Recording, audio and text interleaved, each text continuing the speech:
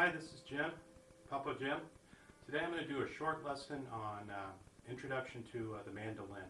I have an acoustic mandolin. It's a Hohner A-frame, has an A-frame shaped body.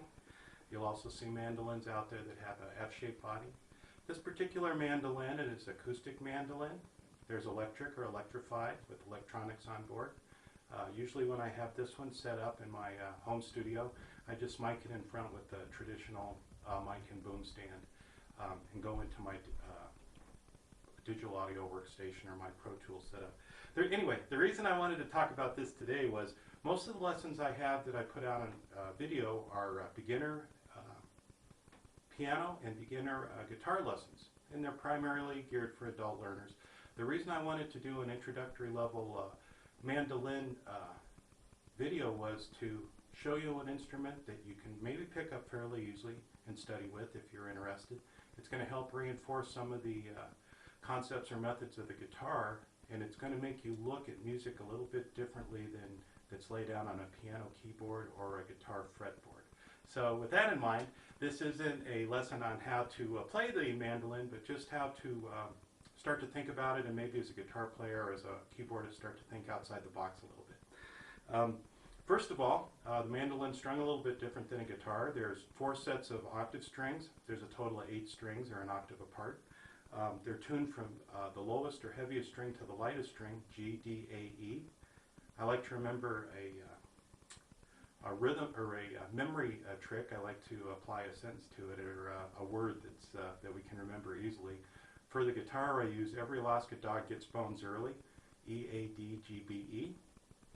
For the mandolin, I like to use g'day, kind of like an Australian might greet another Australian. G'day, G-D-A-E, just helps me remember it. This is the part that I want you to think about. The way that is strung from top to bottom, G-D-A-E,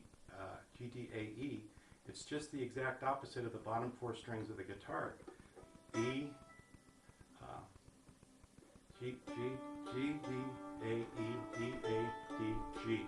So the B and the E, the top B and the E are missing, but since it's laid backwards as a guitarist, if you start to pick this instrument up, everything is backwards, so the scales that you learn are backwards, so to speak, they're laid out, and also the chords are a little bit different.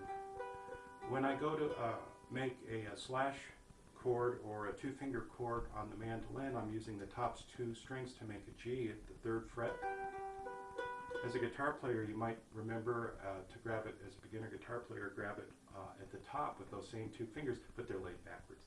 And that's what I like about this instrument. It makes you think a little bit outside the box. So you have to not only learn new fingering positions, which is good for muscle memory and strength, because the right hand, and I'm going to talk about this over and over again, the right hand is the athlete for a musician, at least for us with the mandolin, the guitar, and the keyboard.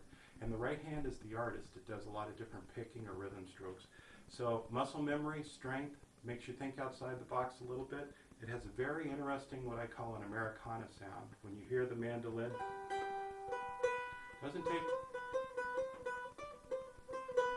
it could have a Mediterranean sound, but to me it sounds more of an Americana type of sound. Just makes me think of roots music or Americana music. So it's a nice instrument to have in your quiver. Some other videos I talked about having something different to take to a jam session. This is a real nice instrument. Typically, and we'll talk about this in future videos, some instruments work on the beat with the rhythm beat from the bass or the drum set, depending on the group that you're in.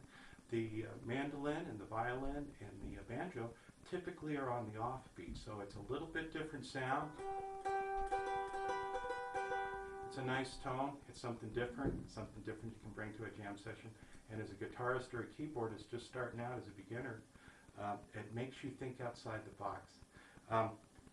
Same chromatic tuner I use on the guitar. Same Jim Dunlap picks I use on my guitar.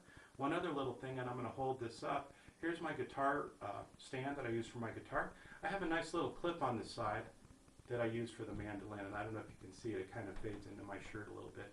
But it's a clip that I can hang my instrument up, and again, I've emphasized this in other videos. Typically, as a beginner, you might train or practice for 10 or 15 minutes, and you're going to need to give yourself a mental rest and your hands a physical rest. And it's nice to have a stand that's already set up for your instrument that you can trust to hold it while you take a nice break.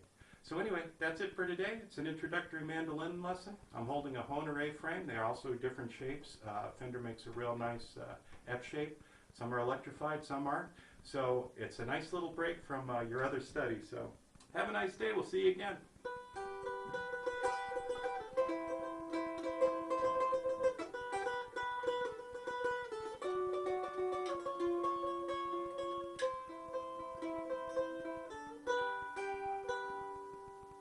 Thanks for watching.